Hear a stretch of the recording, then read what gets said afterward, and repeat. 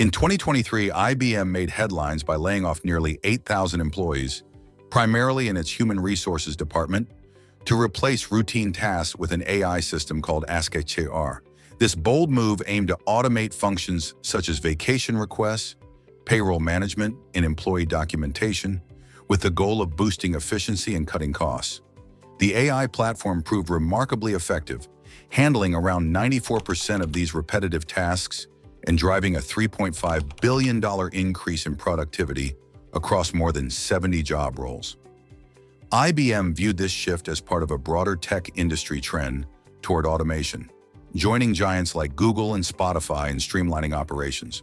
However, the aftermath defied expectations. Rather than shrinking, IBM's workforce actually grew. CEO Arvind Krishna explained that AI freed up resources, allowing the company to invest heavily in other areas, including software engineering, marketing, and sales, roles demanding creativity, critical thinking, and human connection. IBM redirected its savings to hire experts in these high-value fields, signaling a strategic pivot that combines technology with human expertise instead of merely slashing costs. This story reflects a larger transformation in the job market. AI doesn't just eliminate jobs, it reshapes the types of roles available. Routine, repetitive positions give way to automation, while demand rises for workers who develop, implement, and support AI-driven solutions.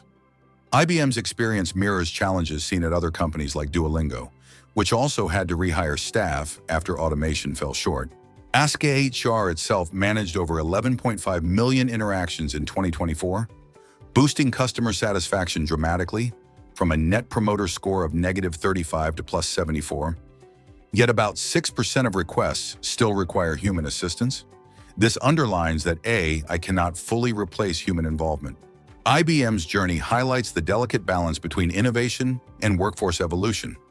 Automation enhances productivity, but successful integration depends on investing in human creativity and interaction.